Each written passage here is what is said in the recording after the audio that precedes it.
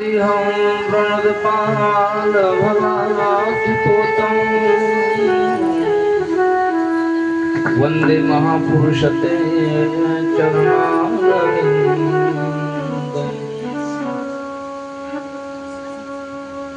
वंशे विभूषितकरा नवनिरदाभात्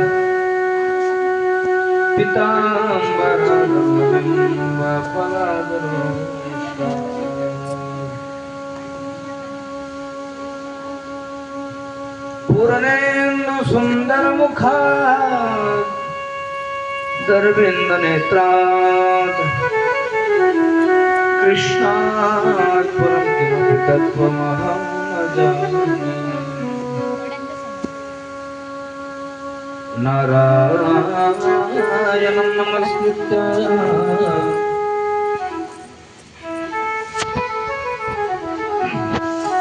नरं चैव नरोत्तमं देवीं सरस्वतीं व्यासं ततो जयमुदीरये।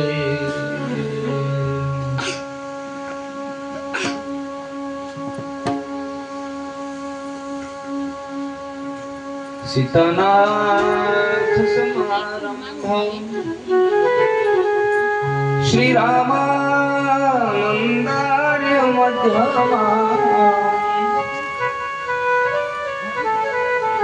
अस्मदाचार्यपर्यन्तां वन्दे गुरु परम्पराम्। जय जय श्री राधा जय जय नवल किशोर जय गोपी चित्त चोर प्रभु जय जय माधव यो अंत प्रवेश मम वाचमिमां प्रसुप्तां संजीवयत् किल शक्तिधर स्वधाम्नाम् अन्नास्य हस्तचरणश्रवणप्रदायिनि प्राणं नमो भगवते पुरुषाय तुभ्यं।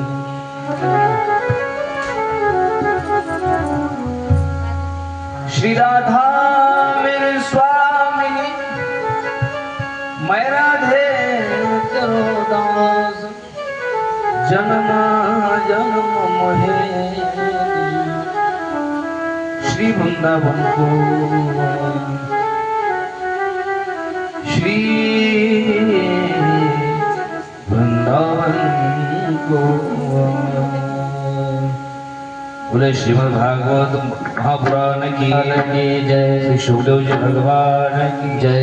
वाक्य बिहारी लाल की जय। जय जय श्री राधे।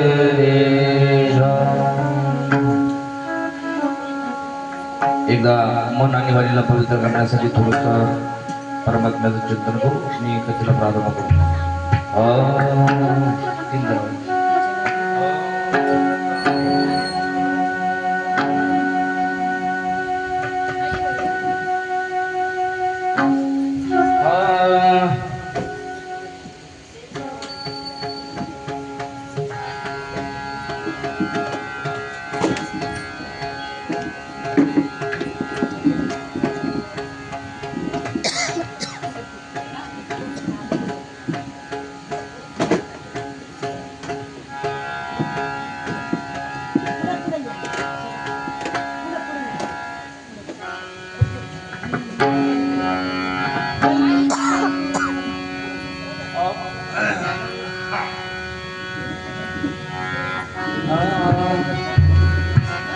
मांगा है मैंने शाम से,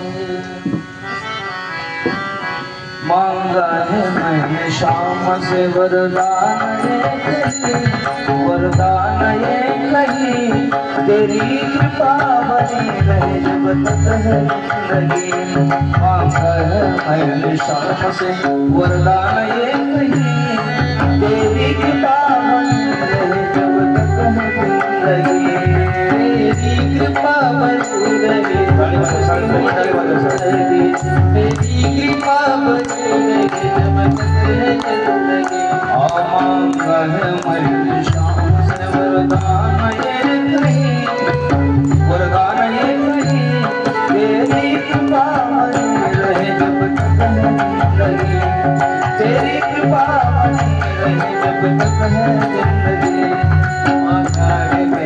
नाम से वरदान ये कही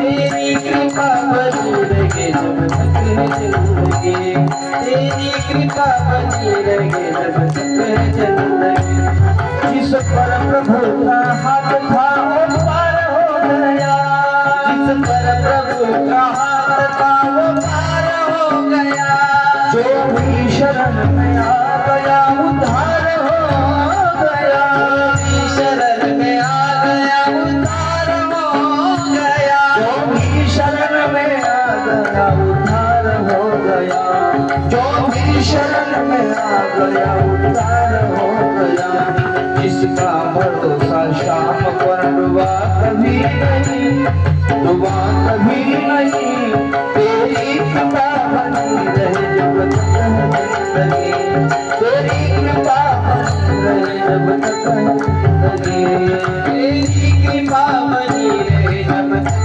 जिंदगी तेरी कृपा बनी रहे जब तक जिंदगी श्री राधे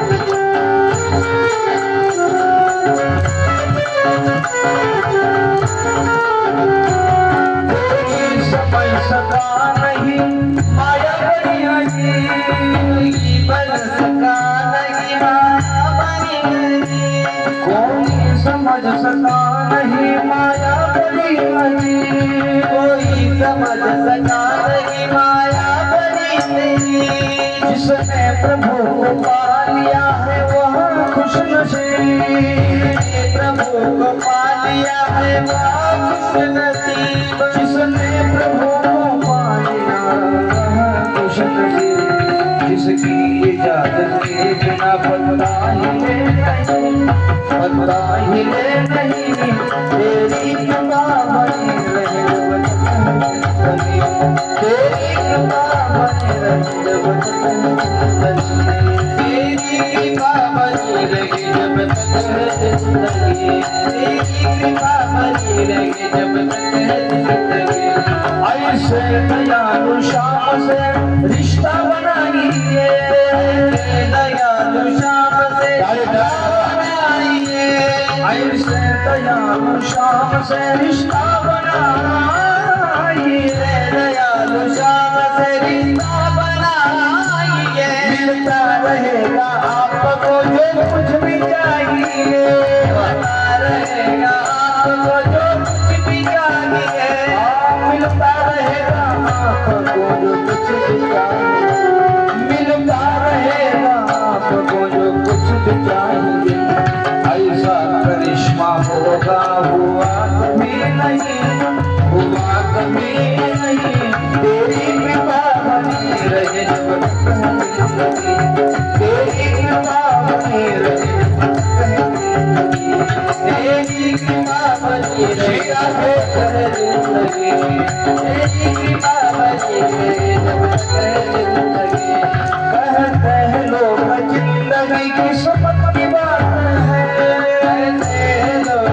जिंदगी की बात है कहते हैं लोग जिंदगी किस्मत की बात है लोग जिंदगी किस्मत की बात है किस्मत बनाना भी मगर उसके ही हाथ है बनाना भी मगर उसके ही हाथ है किस्मत बनाना भी मगर उसके ही हाथ है किस्मत बनाना भी मगर उसके ही हाथ है कर ले यकीन अब मेरा ज्यादा समय नहीं तेरी कृपा बनी रहे जब तक तेरी कृपा बनी रहे जब तक तेरी कृपा बनी रहे जब तक श्री राम तेरी कृपा बनी रहे जब तक जिंदगी तेरी कृपा बनी रहे जब तक जिंदगी तेरी कृपा बनी रहे जब तक जिंदगी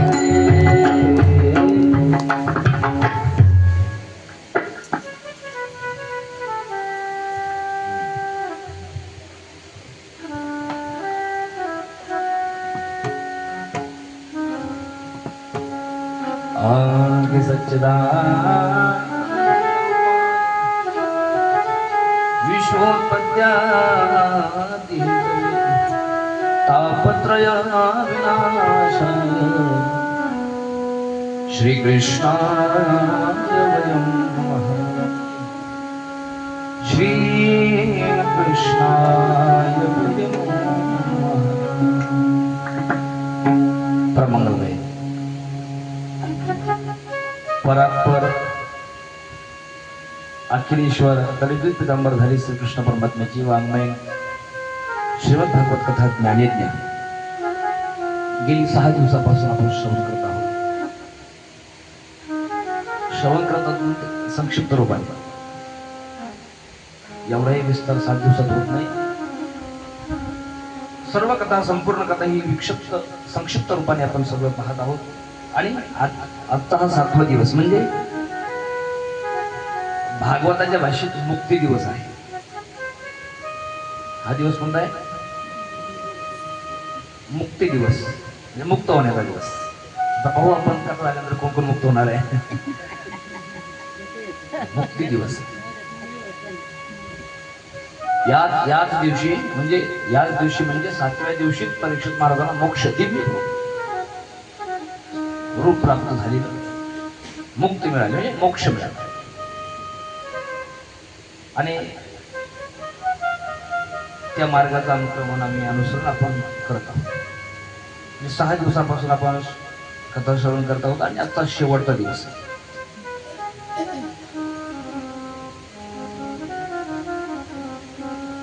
काल आपण गोड अशा लीला पाहिल्या.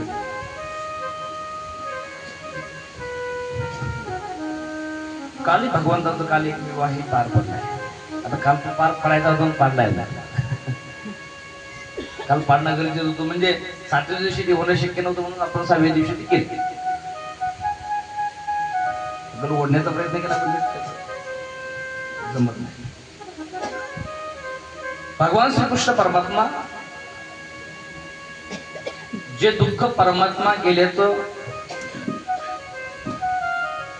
गोकुळवासियांना झालं, वृंदावनवासियांना झालं, तेवढाच आनंद मथुरेतील लोकांना झाला.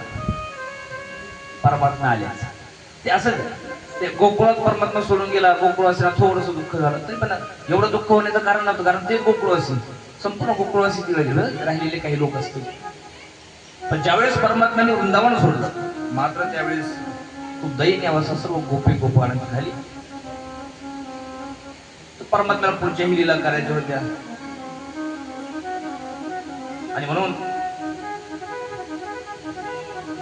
जे प्रयोजन होतं, ज्या संदर्भाने परमात्म्याचा अवतार होता, त्या कंसाला मारण्याकरिता मथुरेला जाणं हे गरजेचं असल्यामुळे वृंदावन सोडलं परमात्मा.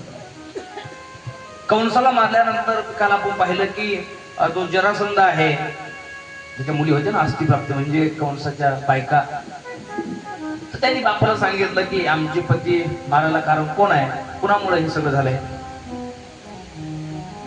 17 वेळेस आक्रमण म्हणजे लगेच आक्रमण केलं असं नाही, त्यामध्ये बरेच दिवस म्हणजे परमात्म्याचं गुरुकुल गेलं.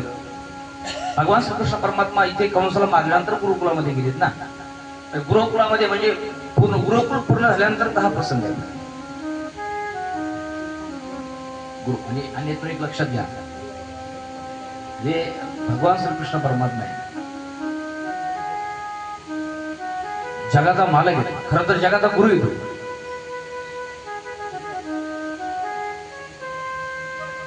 कृष्णम वंदे जगद्गुरु, जो जगाचा गुरु आहे अच्युत कोणतरी गुरु आहे. हे म्हणजे गुरुचं काही कारण नव्हतं, पण हे नाटक आपल्यासाठी आहे. जगद्गुरु होण्याचं कारण काय, म्हणजे गुरुकुलात जाण्याचं कारण काय आहे. भगवान श्रीकृष्ण परमात्मा गुरुकुलात का गेले काय माहित नाही त्यांना, काय गुरु काय शिकायचे त्यांना? अरे जे जगाचे गुरु आहेत त्यांना गुरुकुलात जाण्याची गरज काय? तर त्यांना नाही, ही आमच्या करता व्यवस्था करून दिली. म्हणजे तुम्ही कितीही पूर्ण झाले, म्हणजे तुम्ही किती तीर्थंकर झाले तरी तुम्हाला तिथे जावंच लागतं. कुणाकडे? गुरुंकडे. हा त्याचा मुद्दा आहे. हा अत्यंत महत्वाची गोष्ट आहे. पहिल्या दिवसाची झाली ना, 21 वर्षाचं वय असू महाराजांचं, पण हजारो वर्ष वय असणारे तिथे शरण जातात. हे आमच्यासाठी म्हणजे संतांचं देवाचं जे जे अनुकरण आहे ते आमच्यासाठी. हे आम्ही मार्गाला लागले असं. ते परमात्मा गुरुकुलामध्ये कशा करता गेली तर फक्त ते आचरण आमच्याकडून. तर आम्हाला काय काय माहित नव्हतं, मला माहित नव्हतं मी देवे. पण यातून एक लक्षात घ्या, श्रीगुरु आणि गुरुकुल हे किती अत्यंत किती महत्वाचं आहे हे याच्यावर लक्षात घ्या. काही लोक म्हणतात आम्हाला गुरुजी काही लोक आहेत ना, काही लोक आहेत त्यांना जर विचारलं तुमची परंपरा काय आहे, गुरु परंपरा बरं का, लोक मारत, तर ते म्हणतात नाही नाही आम्ही स्वयंभू आहोत, आम्हाला गुरुजी कानाखाली आणली पाहिजे, स्वयंभू म्हणतात. आम्हाला कोणाचे गुरु जायची गरज नाही, आम्हाला सगळं होईल. तुम्हाला एक सांगू, जगद्गुरु तुकोबा आहेत ना,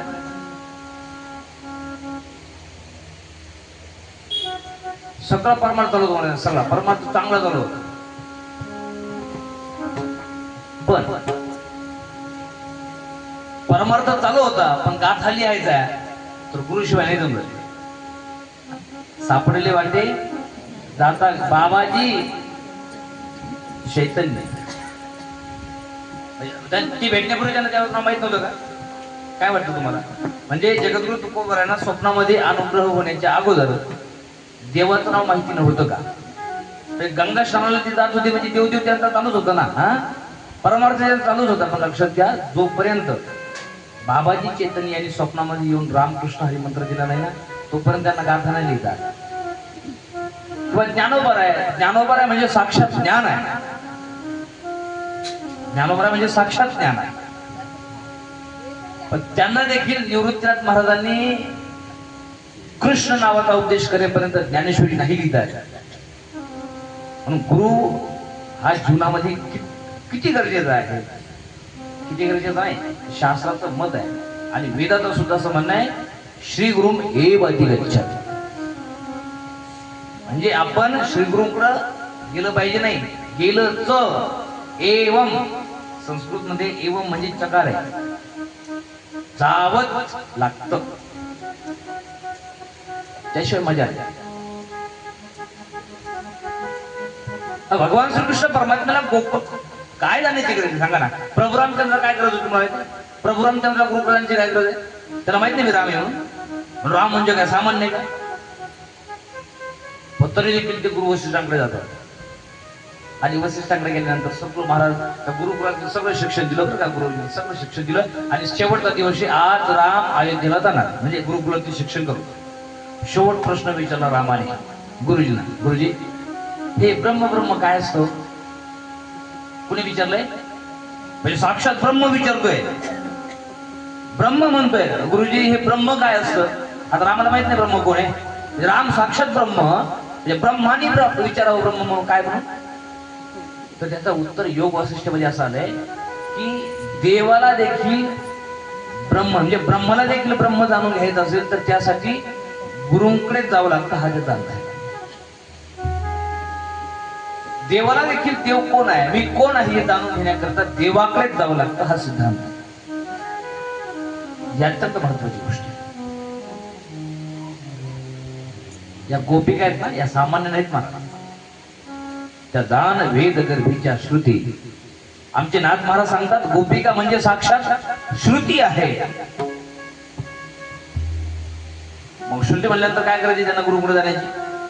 पण जातात ना काय महाराज ब्रह्म काय असतं? अरे त्या गोकुळातल्या गोपिका ब्रह्मज्ञानी आहे, श्रुती आहेत नवल नाही. महाराज सांगतात गोकुळ वृंदावन मधील तेथील तृण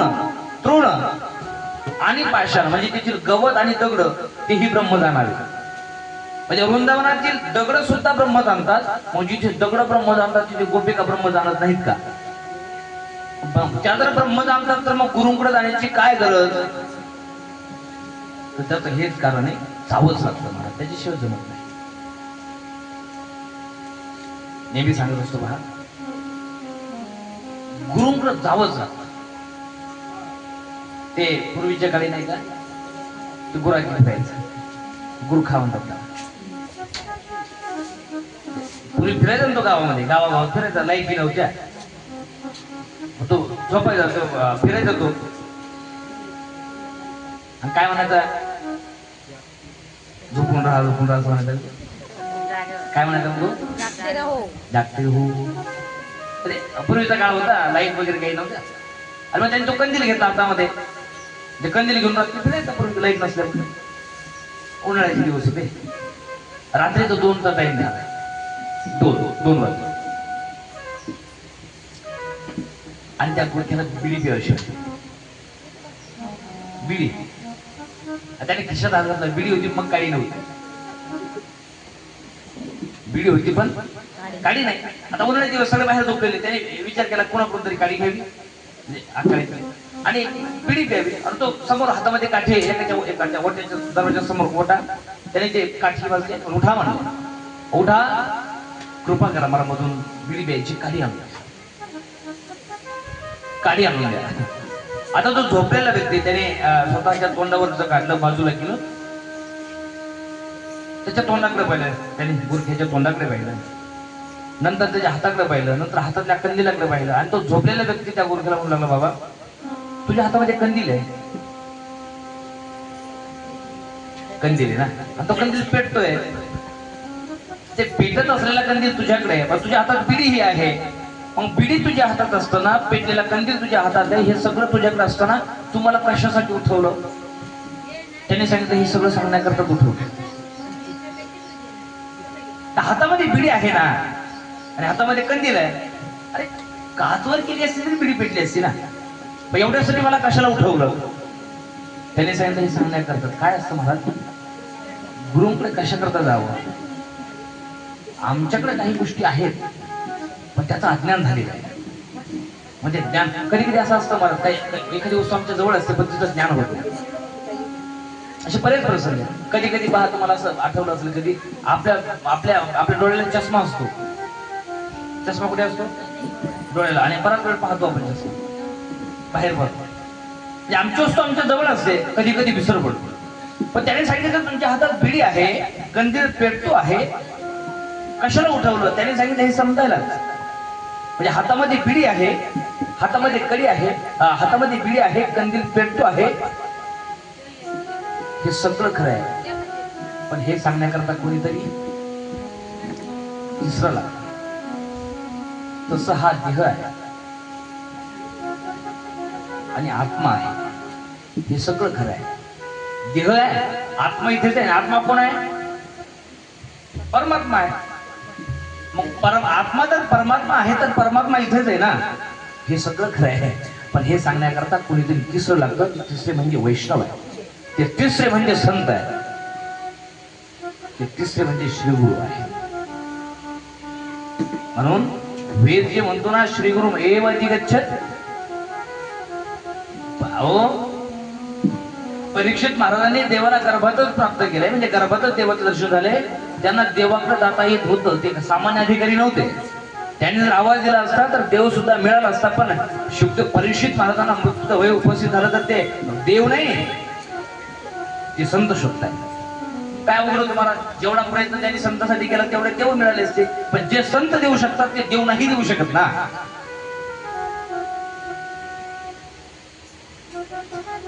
महाराज, जे सामर्थ्य देवात नाही, ते सामर्थ्य देवाच्या कथेत आहे. देवाच्या नामाचे अनेक प्रमाण आहेत. जे सामर्थ्य देवात नाही, जे देवाला करता येत नाही, ते देवाची कथा करते, देवाची स्तुती करते, देवाची प्रार्थना करते.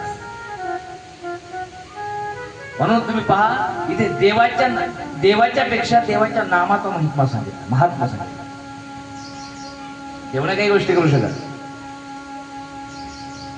नामाचा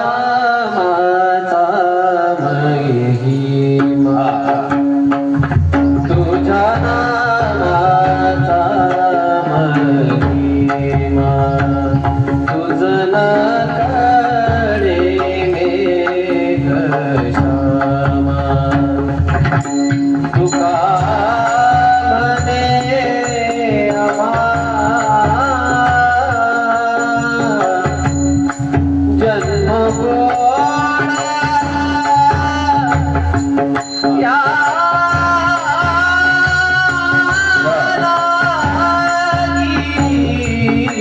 तुझ्या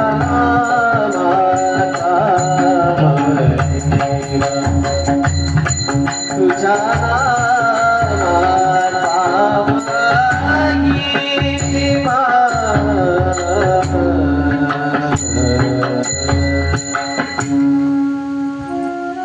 संतांनी सुद्धा वर्णन केलंय की जी ताकद देवात नाही, कधी कधी ती ताकद देवाच्या नामाची होती, त्याच्या हरिकथेमध्ये आहे. आणि म्हणून परीक्षित महाराज देवाकडे नाही, गुरु श्री गुरुकडे म्हणजे संतांकडे. त्यांना माहिती आहे कथा त्रिवेणी संगम. संतांकडे गेलं की बघा, देवाकडे गेले की देवच मिळतात, पण इथे गेले तर परमात्मा हरिकथेत जर गेले तर देव भक्त आणि नाम. परमात्म्याची कथा काय करते? कथा त्रिवेणी संगम, देव भक्त आणि नाम तेथेच उत्तम, चरण रज वंदिता. म्हणून कथा ऐकली काय माहिती पाहिजे? नितराम पिबत्वम. हरिकथा ही कळायला लागल्यापासून तर मरेपर्यंत नितराम म्हणतेलं आहे, मरेपर्यंत ऐकायचं. काय होतं कथेत? जळती दोषाचे डोंगर, शुद्ध होती नादिन, गाती ऐकती सादर, जी पवित्र हरिकथा. परमात्म्याची पवित्र हरिकथा जे जे गाती, जे जे ऐकती ते पवित्र होतात, पवित्र होतात. आणि ही एकमेव अशी कथा आहे, एकमेव हरिकथा अशी आहे की ती दुसऱ्याला पवित्र करून आपली पवित्रता आवाजीत ठेवते. नाहीतर बऱ्याच गोष्टी पवित्र सांगितल्यात बरं का. या भारतवर्षामध्ये विचारसागर नावाच्या ग्रंथामध्ये पवित्रची व्याख्या दिली. 6 प्रकारची पवित्रता सांगितली. 6 काय काय पवित्र आहे 6 प्रकार सांगितले. मला जेवढे आठवतील तेवढे सांगतो. शास्त्राने 6 गोष्टी पवित्र सांगितल्या. त्यामध्ये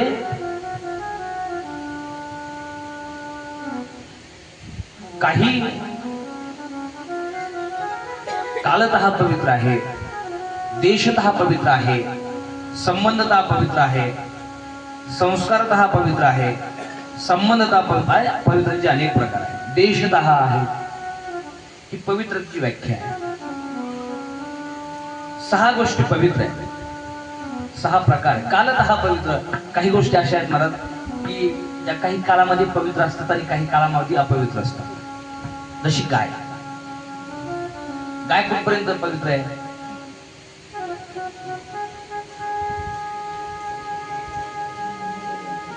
शास्त्र सांगते जोपर्यंत जिवंत आहे तोपर्यंत गाय पवित्र आहे.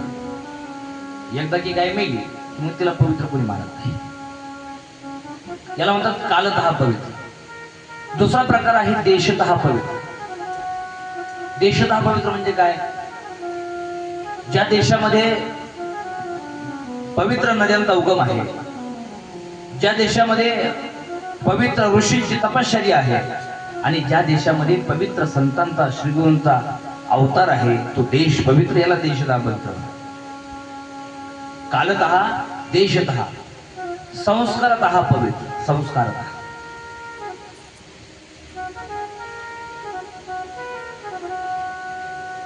संस्कारतः पवित्र म्हणजे काय? मंडन मिश्र होऊन गेले. मंडन मिश्र म्हणजे त्यांनी शंकराचार्यांना डोकं लावलं. आद्यगुरु शंकराचार्य हे म्हणजे शंकराचे अवतार आहे. आद्यगुरु शंकराचार्य म्हणजे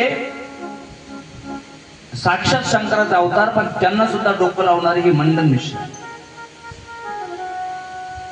म्हणजे त्या मंडन मिश्रांचं खंडन करण्याकरिता शंकराचार्यांना त्यांच्या गावाकडे जावं लागलं. हा काय कमी अधिकार नसेल त्यांचा, पण संस्कारतः पवित्र म्हणजे काय सांगतोय.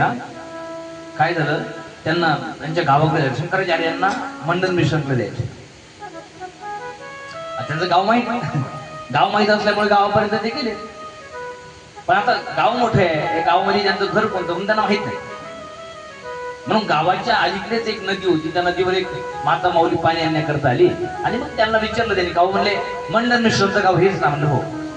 त्यांचं घर, त्या बाईने सांगितलं काय म्हणते माऊली, महाराज ज्यांच्या घराच्या समोर 2 पोपट राहतात ना, पोपट, ते घर मंडन मिश्रांचं आहे. कोणाचं आहे? मंडन मिश्रांचं. असं ऐकल्यानंतर मग ते शंकराचार्य त्या गावात गेले, पण दृश्य असं दिसलं की सगळ्यांच्याच घरासमोर 2-2 पोपट होते. यांनी काय सांगितलं, त्यांच्या घरासमोर 2 पोपट, ते घर कुणाचं? मंडन मिश्रांचं. पण प्रकार वेगळा आहे, प्रत्येकाच्या घरासमोर 2-2 पोपट होती. शंकराचार्य कुणाच्या माता माऊली राहिली, गावाले आई साहेब तुम्ही सांगितलं त्यांच्या घरासमोर 2 पोपट, ते घर मंडन मिश्रांचं. सगळ्यांच्याच घरासमोर 2-2 पोपट आहे. त्यावेळेस त्या माता माऊलीने सांगितलं, महाराज सगळ्यांच्या घरी जरी 2-2 पोपट असले तरी ज्यांच्या घरासमोरचे 2 पोपट वेदांताचं पठण करतात ना, ते घर मंडन मिश्रांचं. म्हणजे काय अर्थ आहे? म्हणजे ज्यांचा वेद ऐकून पोपट वेद बोलायला लागले, याला संस्काराचा हा पवित्र म्हणा. काय झालं, त्या मंडन मिश्रांचे संस्कार त्या पोपटावर पडले, परिणाम पोपट वेद बोलायला लागले. हा संस्काराचा हा पवित्र आहे. आमचे पोपट फक्त, यात काय संशय? पोपट बोलायला लागले, यात काय संशय? महाराज, संस्काराचा हा पवित्र आहे. म्हणून आपण नेहमी चांगल्या व्यक्तीच्या संस्कारात राहिलं पाहिजे, चांगल्या व्यक्तीजवळ राहिलं पाहिजे, कारण त्याचा इफेक्ट आपल्याला पडतो. महाराज, त्याचा परिणाम 100% आपल्याला होतो. तुम्ही कुणाच्या संगतीत राहा, त्याचा तो परिणाम सोडणं. महाराज, असं जर नसतं तर संतांचे प्रमाणे नसते. सोडतो म्हणजे सोडतो, त्याचा परिणाम 100% संस्कार दाखवतात. काही संबंध दाखवत आहे, संबंध दाखवत. मला सांगा माऊली, हे आपण जे डोंगर डोंगर म्हणतो, हा डोंगर कशाचा असतो? डोंगर पाहिला तुम्ही? डोंगर पाहिलाय? बरे, मला सांगितलं कोणी? डोंगर कशाचा असतो? डोंगर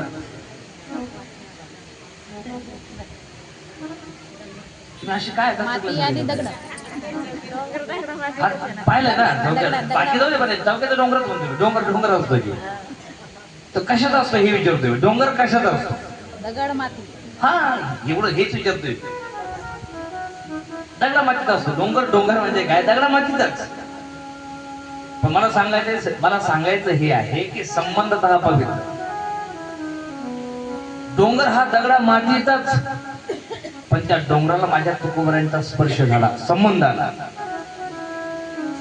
डोंगर डोंगरच आहे, डोंगर दगडाचाच आहे, दगड मातीचा डोंगर असतो, पण माझ्या तुकोबरांचा संबंध म्हणजे त्या डोंगराला तुकोबरांच्या पायाचा संबंध आला. तो डोंगर नाही, तीर्थक्षेत्र भंडारा डोंगर झाला. हे महत्वाचं. म्हणजे डोंगर दगडा मातीचाच आहे, पण संबंधामध्ये ताकद पहा किती आहे. तुकोबरांच्या पायाचा संबंध आला, तर तो डोंगर नाही राहिला, तो तीर्थक्षेत्र भंडारा डोंगर झाला. ही पवित्रता आहे. म्हणून कायम श्री गुरूंच्या संगतीमध्ये, कायम संतांच्या वैष्णवाच्या संगतीत राहा, कायम हरिकथा ऐका.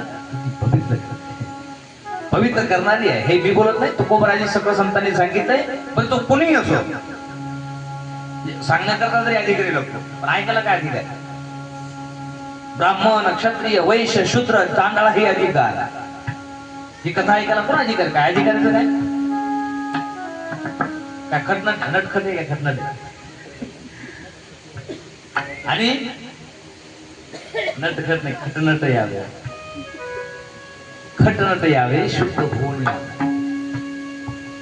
सांगण्याचा अधिकार वेगळा असतो. काय सांगण्याचा अधिकार याच्याकरता असतो की त्याची काय महाराज, या परमात्म्याची कथा कुणी करू शकतो बरं का, कुणीही सांगू शकतो. परमात्म्याची हरिकथा कुणीही सांगा, त्यालाही विशिष्ट हे प्रकार नाहीये, पण त्याची शुद्धता आपल्याला सांभाळता आली पाहिजे, त्याची शुद्धता सांभाळता आली पाहिजे. म्हणून सांगण्याचा अधिकारी सांगितलाय. पण ऐकण्याला काय अधिकार आहे महाराज? ऐकण्याला काय अधिकार आहे? काहीच नाही ना महाराज. महाराज एवढंच नाही, महाराज सांगतात कुणी कुणी ऐकावी म्हणले, आधी करून बेशाही. म्हणजे बघा, ब्राह्मण, क्षत्रिय, वैश्य, शूद्र, चांडाळा ही अधिकार. ऐकण्याचा. एवढंच नाही, आदिपूर्णी वेश्याही. म्हणजे आपल्या भारतवर्षामध्ये परमात्म्याची हरिकथा ऐकून वेश्याही मोक्षाला प्राप्त झाली आहे महाराज. ही सामान्य गोष्ट नाहीये. नरत्वा नारी हो का दुराचारी, मुखी गाता हरी पावित्र तो.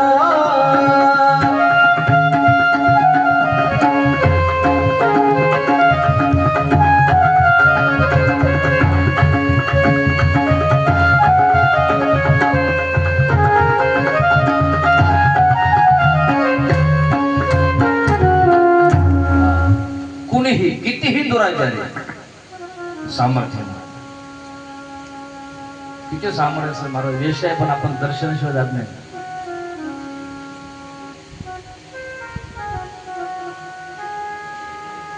वेश्या गणिकाची सत्य लोकांनी, सत्य लोक कशाच्या द्वारे माहिती आहे? याच कथेच्या द्वारे. आणि पवित्रता संपणारी नाही ना. जशी गंगा आहे, गंगेचं असे महाराज आपल्याला पवित्र करते पण ती स्वतः अपवित्र होते. गंगा शेत ती पवित्र करते आणि स्वतः अपवित्र होते. परमात्म्याची हरिकथा अशी कायम पवित्र आहे. आणि म्हणून ही पवित्र कथा आपण कायम ऐकावी, निरंतर ऐकावी. नितराम पिबत्वम हे श्री शुकदेवजी महाराज परीक्षितींना वर्णन करतायत. एवढं सगळं विस्तार याच्याकरता केला आहे की भगवान श्रीकृष्ण परमात्मा गुरुकुलात कशासाठी? जर ते स्वतः जगद्गुरु आहेत, जगाचे मालक आहेत, ब्रह्मांडाचे मालक आहेत, तर त्यांना श्रीगुरूंकडे जाण्याची काय गरज? तर त्याचा एक सिद्धांत आहे. परमात्मा फक्त हे सांगतात की सगळं जरी तुम्हाला माहित असलं तरी गुरूंकडे हे जावंच लागतं. हे महत्वाची गोष्ट आहे. त्यांच्याकडे गेल्याशिवाय मोक्षाचा मार्ग सुलभ होत नाही, तो सरळ होत नाही. आणि भगवान श्रीकृष्ण परमात्म्याचं गुरुकुल पूर्ण होत आहे. गुरुकुल पूर्ण झाल्यानंतर हे सगळे पुढचे प्रसंग आहे. आणि मग शुकदेव भगवान पुढे सांगतात, परीक्षित परमात्म्याच्या विवाहाची गोष्ट तुम्हाला सांगतो. आणि विवाह म्हणल्यानंतर महाराज ज्या परमात्म्याने एवढं प्रेम करतायत परीक्षित महाराज, त्या परमात्म्याच्या विवाहाचा प्रसंग ऐकायचा आहे. अरे परीक्षित, मी एकच सांगितलंय का? रुक्मिणी साहेबांचं स्वयंवर केलंय. तर तुला माहितीये भगवान श्रीकृष्ण परमात्म्याचा असं एक नाही, अशा किती राण्या होत्या? 16,108. 16,108 म्हणजे विवाह 16,108. हो, पण ते असे म्हणले परमात्म्याचे जे 8 विवाह आहेत ते वेगवेगळ्या पद्धतीने झाले, वेगवेगळ्या प्रकारे झाले. पण जे बाकीचे 16,000 आहे, 16,100 जे आहेत ते एकाच ठिकाणी झाले. आणि मग मला ते उत्कंठा लागली ना की कशी झाली असेल 16,108 विवाह कशा प्रकारे झाले. ही उत्कंठा परीक्षित महाराजांना होती म्हणून विचारलंय. त्यावेळी शुकदेव भगवान परीक्षित महाराजांना सांगतात, मी क्रमाक्रमाने तुला सांगतो. काल रुक्मिणी साहेबांचा विवाह सांगेल, त्यानंतर जो दुसरा विवाह आहे तो परमात्म्याचा सत्यभामेसोबत झाला. माता सत्यभामा. कसा झाला त्याचं कारण असं आहे, एकदा जी सत्यभामा आहे ना, ही हिच्या बापाचं नाव सतराजित आणि त्यांना एक मणी मिळाला होता, सैमंतक मणी, दिव्य मणी होता महाराज. तो असा तसा कोणालाही मिळत नाही. एक दिवस झाला असा की हे सतराजित राजा द्वारकेला गेले. तो मणी गळ्यात धारण करून, तो मणी गळ्यात धारण केला, द्वारकेला गेले. सगळ्यांना भेटल्यानंतर त्या द्वारकेतील सगळ्या या दोषांनी ते मणी पाहायला महाराज. आणि त्यांनी विचार केला, हा मणी जर आमच्या कृष्ण परमात्म्याच्या गळ्यात जर असेल तर किती गोड दिसेल, त्यांना शोभेल. आणि म्हणून तो मणी आम्हाला द्या अशी मागणी केली. या दोषातील लोकांनी सतराजित राजाला जे सांगितलं की हा जो मणी आहे ना, हा मणी जर आमच्या कृष्ण परमात्म्याला जर दिला तर किती छान होईल, किती छान दिसेल तो आमच्या देवाला. म्हणजे मी मिळवलं तुमच्या देवाला द्यायचं. मणी मला मिळालाय, तो मोठ्या कष्टाने मिळालाय आणि मी तुमच्या देवाला द्यायचं नाही. जमणार नाही दिलं त्याने. पण झालं असं की त्यांचा भाऊ होता सुशेल. सत्राजित राजाचा छोटा भाऊ सुशेल. एक दिवस त्यानेच तो मणी मागितला. म्हणले भावा कधीतरी आमच्या गळ्यात द्यावा. आणि मला भावाने मागितल्यानंतर नाही म्हणता आलं नाही. सत्राजितने राजा सत्राजिताने तो मणी गळ्यातील काढला आणि आपल्या सुशेलला म्हणजे आपल्या लहान्या भावाच्या गळ्यात. एक दिवस तोच मणी गळ्यामध्ये धारण करून सुशेल शिकार करण्याकरता गेला. शिकार करण्याकरता गेला पण शिकार झाला. एका सिंहाने त्याला मारला. आता हे राजा सत्राजितला नाही ना माहिती की मारलंय. 2-4 दिवस झाले आपला भाऊ माघारी येत नाहीये. याला कोणी हिंसक प्राणीने मारले असेल अशी काही शंका झाली नाही. पण त्याच्या डोक्यात हे आलं की आपण द्वारकेला गेलो आणि द्वारकेतील लोकांनी आपल्याला तो मणी मागितला होता, मग आपण दिला नाही. असं वाटतंय की यांनी काहीतरी षडयंत्र रचलं असेल त्या मण्यासाठी आमच्या भावाला मारलं. म्हणजे सुशेलला मारला असेल आणि मारून तो मणी नेला असेल अशी शंका होती. ते मनात असं येऊ लागलं. मग माणसाच्या मनात आलं की माणसं मनातलं सगळ्यात जवळच्या व्यक्तीला ती सांगतात. काही गोष्ट असेल तर जवळचा व्यक्ती. आता सगळ्यात जवळची बायको तर राजा बायकोकडे गेला. म्हणजे सगळा प्रसंग सांगितला. म्हणजे असे 4 दिवस झाले माझा भाऊ माघारी येत नाही. तो मणी धारण करून गेला, दिव्य मणी पाहिजे. तर मण्याचा असं महाराज तो म्हणजे रोज 8 भार सोनं उत्पन्न व्हायचं. रोज जायचं 8 भार सोनं उत्पन्न व्हायचं. 8 भार. त्याने ते बायकोला सांगू लागला मी द्वारकेला गेलो त्यावेळेस 200 लोकांनी तो मणी मागितला पण मी दिला नाही. मला असं वाटतंय की या लोकांनी काहीतरी षडयंत्र केलं, माझ्या भावाला मारलंय आणि माझ्या भावाला मारून यांनी हा मणी पळवलाय असं मला वाटतंय. पण देवी लक्ष घेऊ हे फक्त शंका आहे, अजून आपल्याला माहित नाही नक्की. कोणाला बोलू नको, मी तू बायको आहे म्हणून सांगतोय. पण ही चर्चा नक्की नाही की ही फक्त शंका आहे. आणि तू द्वारकेचा मालक आहे, देव आहे. जर असं जर आपोआप चर्चा झाली तर ते बरं नाही. म्हणून कुणाला बोलू नका. आणखी आपल्या मालामध्ये सहित आपण कोणी हाती आलं नाही. फक्त ही शंका आहे, असं असं घडलं होतं म्हणून मी तुला सांगतो, कुणा सांगू नको. म्हणजे काय जमतं काय महाराज? काही गोष्टी अशा आहेत की सांगितल्याशिवाय महाराज पोट बरंच राहतात. दुखायला लागलं. महाराज तुझी मैत्रिणीकडे गेली. तिने सांगितलं तुला म्हणून सांगतो. जवळची तुला म्हणून सांगते. हाय कृष्ण लहान होता तो लोणी चोरायचा. लहान होता काय चोरायचा, आता मोठा झाला तो सोनं चोरायचा. लोकांना सांगताय ते मला जसं जसं जसं जसं वारा असं तसं ओपन करतो. लहान होता तो लोणी चोरायचा. लोक मी तुला म्हणून सांगते ना, माझ्याबद्दल सांगायला सांगितलं कुणाला तू माझी जवळची आहे ना, तुला म्हणून मला तुला म्हणून नाही, तुला म्हणून सगळा राज्यात माहित झालं. करण्याच्या पंजना हा पण राज्यात नाही. ही वार्ता कृष्णाच्या कानावर गेली. भगवान कृष्ण परमात्म्याच्या त्यांनी विचार केला जे केलं ते ठीक आहे. मी जे काम मी केले त्याने लोकांनी अपप्रचार केला, लोकांनी मला नावं ठेवली ते ठीक आहे, मी केलंय ना ते. पण जे काम मी केलंच नाही त्याची विनाकारण कशाला अपचर्चा ऐकायची. ते परमात्म्याला परत आहे. म्हणून परमात्मा त्या मनाच्या शोधात आहे. ज्या मनामुळे आपली अपचर्चा चालू आहे, अपप्रचार चालू आहे, जो की मी घेतलाच नाही, त्या मनाच्या शोधात आहे. परमात्मा ज्यावेळेस मनाच्या शोधात लागले त्यावेळेस असं दृश्य दिसलं की एका सिंहाने सुशेलला मारलेलं आहे. त्या सिंहाला ते काहीतरी वेगळं दिसलं म्हणून ते तोंडात घेऊन ते निघाले. आणि सिंह तो मणी तोंडात घेऊन निघालेला जामवंताने पाहिला आणि जामवंताचा आणि सिंहाचं भयंकर तिथं महाराज युद्ध झालेलं आहे. आणि जामवंताने त्या सिंहाला मारलं आणि तो मणी घेऊन आपल्या घरी परतले. आता दिव्य मणी आहे, गोड मणी आहे, म्हणून तो मणी जामवंताने आपल्या मुलीला भेट दिला. जामवंत आता कृष्ण परमात्म्याने त्या सिंहाला सुशेलला मेलेलं पाहिलं. नंतर पुढे त्या सिंहाच्या पावलाने पुढे आले तर तो सिंह मेलेला तिथे पाहिला. आता सिंहाच्या नंतर जामवंताच्या पावलाने ते जामवंताच्या गुहेत निघाले. झालं असं नव्हतं महाराज की त्या गुहेत जाणार, पण ते जामवंताची मागे बसलेली मागच्या रूम मध्ये असते आणि समोर हॉलमध्ये देवी बसलेले होते. कोण? जामवंत. अचानक भगवान श्रीकृष्ण परमात्मा त्या गुहेत गेल्यामुळे म्हणजे घरात घुसल्यामुळे त्या घाबरल्या आणि त्या ओरडायला लागल्या.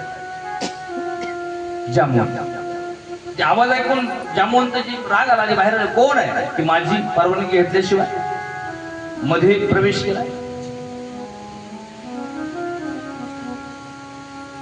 राग आला. राग आला नाही, एवढं युद्ध चाललं की 27 दिवस चालू. कुणाकुणाचं? जांबुवंताचं आणि कृष्ण परमात्म्याचं. 27 दिवस देव सामान्य होते मला जांबुवंत. म्हणजे जांबुवंत असे होते की परमात्म्याशिवाय त्यांना कुणीच मारू शकत नाही. पण 27 दिवस युद्ध चालू आणि 27 दिवसाच्या नंतर परमात्म्याने एक प्रहार केला भुक्याचा महाराज. तर जांबुवंती खाली पडले. जांबुवंत पण खाली पडल्याबरोबर त्यांच्या लक्षात आलं की हा कोणीच नाही, हा माझा रामच आहे. कारण रामाशिवाय मला कोणी पाडू शकत नाही. ज्यावेळेस राम आहे असं कळाल्यानंतर महाराज ते परमात्म्याची स्तुती केली. का हो देवा, कशाला येणं केलंय? आम्ही तुमच्याकडे आलो असतो, आम्हाला बोललो असतं तर इथे येणं कशासाठी केलं?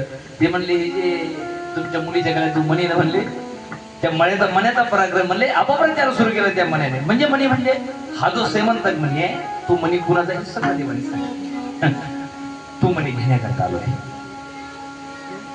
तो मणी घेऊन मिळायचं, तो मणी मी घेण्याकरता आलो.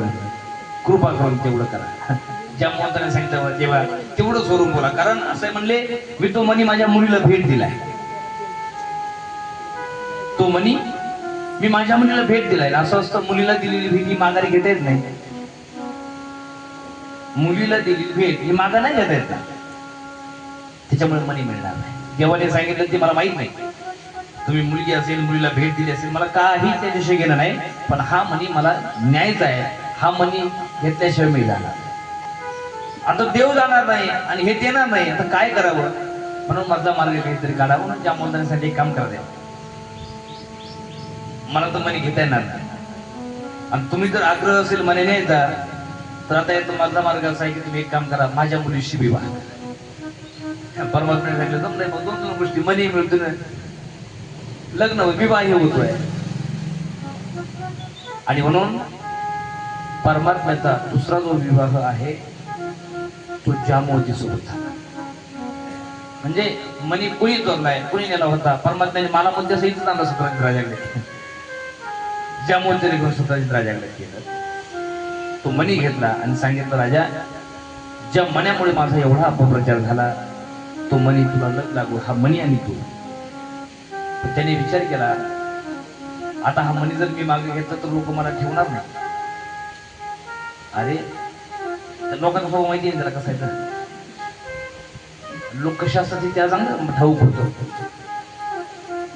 त्याने विचार केला देवाने जर मणी घेतलाच नव्हता आणि आपण विनाकारण अपप्रचार केला हे लोकांना जर कळालं तर लोक नाव ठेवून ठेवून मारतील. म्हणून त्याने सांगितलं म्हणले महाराज हा मणी राहू द्या, तुम्हाला चांगला शोधतो. देवाने सांगितलं अजिबात नकोय मला. पण त्याला चांगलं ठाऊक असल्यामुळे त्याला माहित होतं हा मणी ठेवणं चांगलं नाही. मग काय करा देवा, एक काम करा ना, तुम्ही माझ्या मुलीशी विवाह करा आणि हुन्ना म्हणून हा मणी घेऊन जा. परमात्म्याने सांगितलं याची एक गोष्ट मी ऐकतो, म्हणजे माझ्या मुलीसोबत विवाह करा इथपर्यंत ठीक आहे.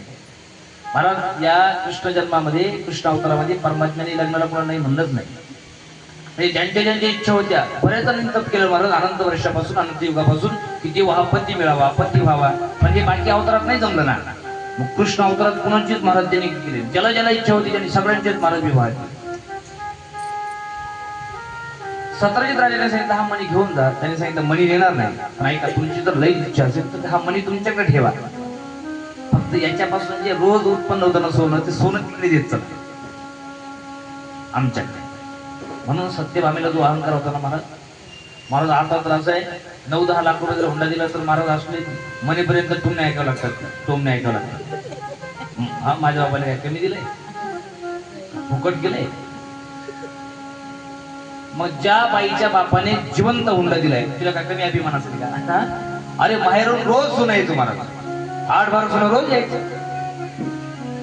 हाय करते तिला महाराज सत्यभामेला एवढा अहंकार यायचा असो. तिसरा विवाह भगवान श्रीकृष्ण परमात्म्याचा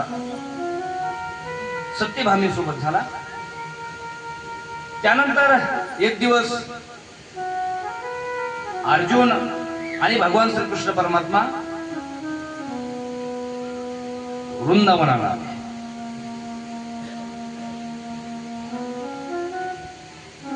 आणि वृंदावनाला आल्यानंतर यमुना मैयाच्या तीरावर दूरच चाललेला होता. एक देवी त्या यमुनेच्या तीरावर तप करत होती. तप. अर्जुन परमात्मा विचारले कोण येते. अर्जुन पाहिलं कोण तप करते, म्हणले काय कशाची इच्छा आहे.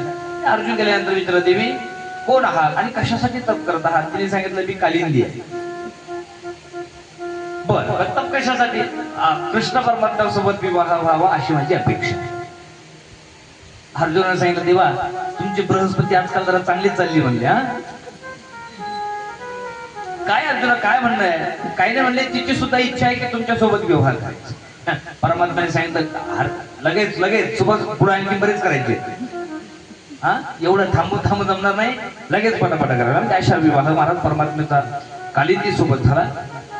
नंतरचा जो 5वा विवाह आहे तो परमात्म्याचा मित्रबिंदासोबत झाला. 6वा विवाह सत्यदेवी सोबत झाला. प्रसंग मोठे आहेत पण चला पुढे जायचं. आणि परमात्म्याचा जो 7वा विवाह आहे तो भद्रे सोबत झाला. भद्रा. आता हे तसं भद्रेचं कृष्ण परमात्म्याचं नातं जमत नाही. आपल्याकडे कुणाची मुलगी करतात. आत्याची की मामाची मुलाला.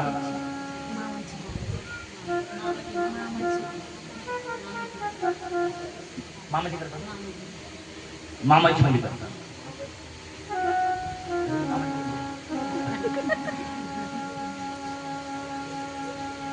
भद्रा म्हणजे काय आहे. श्रुतकीर्ती जी होती ना ही परमात्म्याची आत्या होती. भगवान श्रीकृष्ण परमात्म्याची आत्या आहे. आणि भद्रा त्यांची मुलगी आहे. पण महाराज त्यांनी असा विचार केला की परमात्म्यावर लय प्रेम करायचं. त्यांची आत्या परमात्म्यावर लय प्रेम करायचं श्रुतकीर्ती खूप. पण त्यांनी असा विचार केला माझी मुलगी जर मी त्याला दिली तर आणखी प्रेम वाढेल. म्हणून हा विचार म्हणून उत्तर भारतामध्ये इथं आपल्याकडे नाही करत ते पण उत्तर भारतात करतात. ते उत्तर भारतामध्ये आत्याची मुलगी सुद्धा करतात. तिथून पुढे सुरू केली. ही कृष्णाची परंपरा. म्हणून त्याच्यावर आणखी प्रेम वाढावं यासाठी श्रुतकीर्तीने आपली भद्रा नावाची मुलगी परमात्म्याला दिली. आणि असा 7वा विवाह परमात्म्याचा भद्रादेवी सोबत. परीक्षित परमात्म्याचा 8वा विवाह परमात्म्याचा लक्ष्मणासोबत झाला की जे मछलीचं भेदन करून डोळ्याचं भेदन करून परमात्म्याने केलं.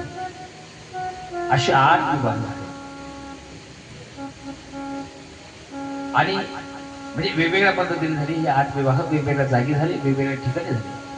पण 16,100 जे विवाह आहेत ते एकाच ठिकाणी झाले.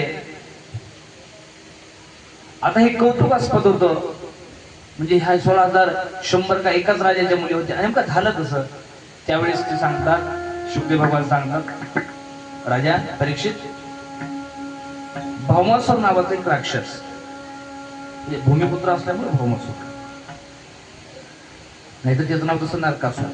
म्हणजे नरकासूर आणि भौमासूर एकच. भूमिपुत्र असल्यामुळे भौमासूर आहे.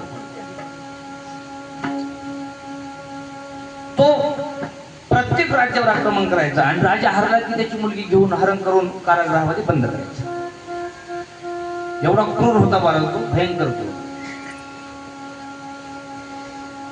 असं करता करता त्याने 16,000 म्हणजे त्याने विचार केला कृष्णाचेच काय 16,108 आहे. मी सुद्धा हे सगळं करू शकतो. म्हणून त्याने 16,100 अशा कारागृहामध्ये बंद केले.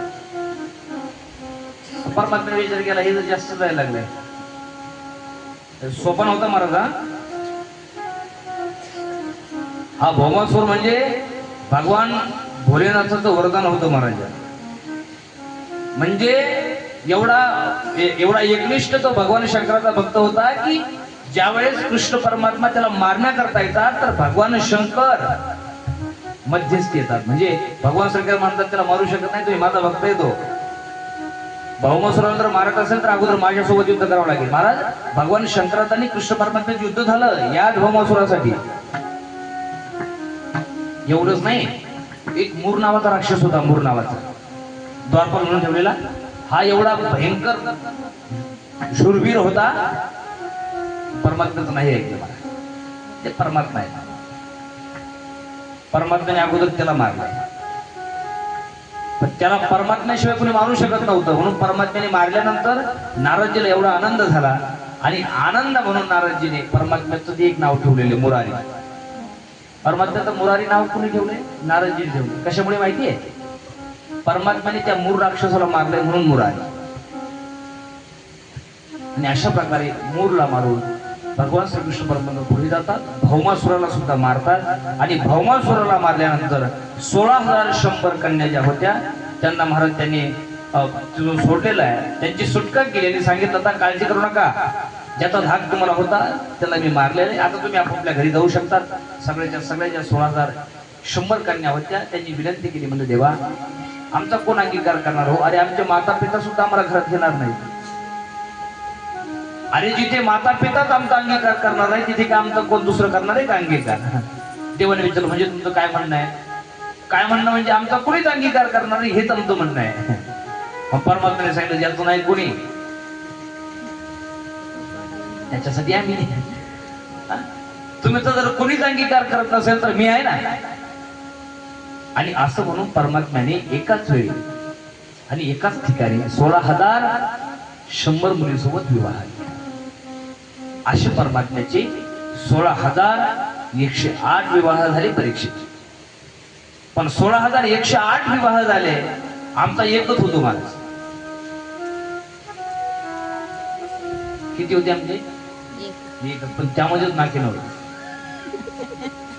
एकामध्ये एवढी दैनी अवस्था आहे. परीक्षित महाराजांच्या अंतःकरण म्हणजे परीक्षित महाराज शंका ना साहजिक आहे. अरे जिथे एक परेशान करते तिथे 16,108 विवाह झाल्यानंतर परमात्मा आनंदी आनंदी पण दुःखी होत असेल ना. सगळे सुखी ठेवायच्या नंतर काय सोपं आहे काय? शुद्ध भगवान सांगतात परीक्षित 16,108 होत्या. परमात्मा असा एकही दिवस नाही की परमात्म्याचं स्मित हास्य कायम आहे, कायम परमात्मा सुखी. आणि हेच शिकायचं महाराज, कथेतून हेच शिकायचं असतं. महाराज संसार म्हणलं की काय काय खीर आहे काय? संसारात यायतून काय गंमत आहे, संसारात यायतून दुःख नाही. एकतर दुःखी संसारात यायचं आणि त्यात पण आम्हाला दुःख नकोय असं म्हणायचं नाही ना. दुःखी संसारात आले की मग ते सहन करायचं. आणि कृष्ण परमात्म्याने हे शिकवलं. अरे संसारामध्ये कितीही त्रास झाला तर खचून जायचं नाही, हे अत्यंत महत्त्वाचं. आणि काय संघर्ष आहे महाराज? परमात्म्याचा संघर्ष बाबा म्हणजे वयाच्या 6व्या दिवसापासून संघर्ष आहे ना. वयाच्या 6व्या दिवसा म्हणजे पुतना मावशी सगळ्यात प्रथम आलेत ना. म्हणजे वयाचा 6वा दिवस होता, जन्म झाल्याबरोबर 6व्या दिवसापासून संघर्ष आहे. रामाचा तरी संघर्ष लग्नाच्या नंतर आहे. लक्षामध्ये प्रभू रामचंद्राचा संघर्ष कुठून सुरू झाला? लग्नानंतरच ना. अगोदर काय होतं? पण कृष्ण परमात्म्याचा संघर्ष बाबा 6व्या दिवसापासून संघर्ष आहे. हे खचले काय? कधी परमात्म्याचा चेहरा सुकलेला दिसला तुम्हाला? कायम असते महाराज परमात्म्याचा. शुद्ध भगवान सांगतात अरे असा एकही दिवस नाही किंवा एक क्षण नाही की परमात्मा दुःखी आहे, कायम सुखी.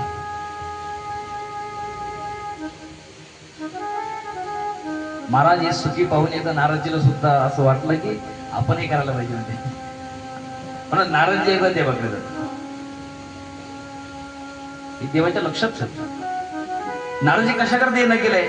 नारदजीने सांगितलं ते असे म्हणले तुमच्या भक्ताकडे तुमचं लक्षच नाही म्हणले. स्वतः 108 केली, 16,108. आमच्याकडे कधीतरी पहा, आमच्याकडे कधीतरी लक्ष द्या. एवढं काय करायचं तुम्हाला? 16,108 एखादी आम्हाला द्या. देवाने सांगितलं जिच्या जवळ नाही ती घेऊन जा.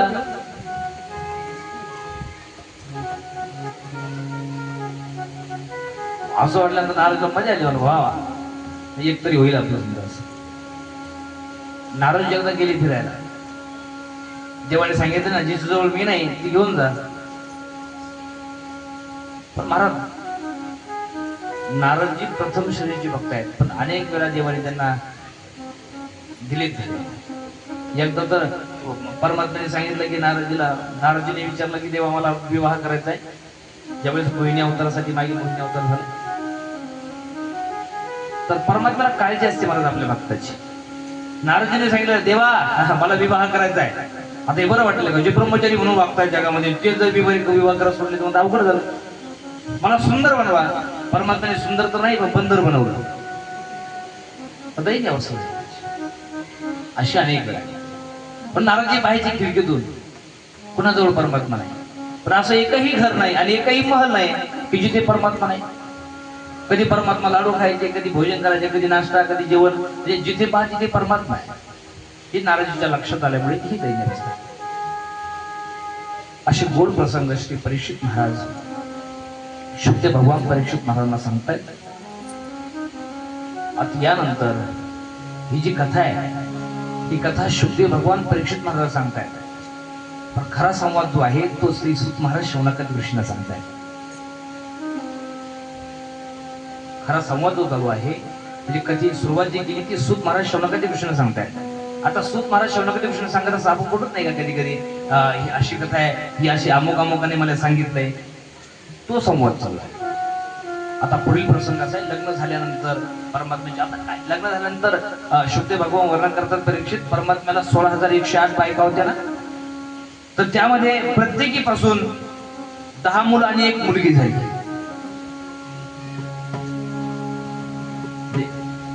प्रत्येक राणीपासून प्रत्येकीपासून 10 मुलं आणि 1 मुलगी झाली. तुम्ही हिशोब लावा महाराज. नाही इथं नका लावू. इथे लागणारच नाही. 16,108 11 एवढा प्रपंच महाराज. पण तरी परमात्मा कधीच दुःखी नाही. आता पुढील प्रसंग श्री शुक्ती भगवान वर्णन करतायत. परमात्मा या परिवारासोबत कसे राहिले तो संवाद सुरू करण्यापूर्वी थोडंसं भजन घेऊ.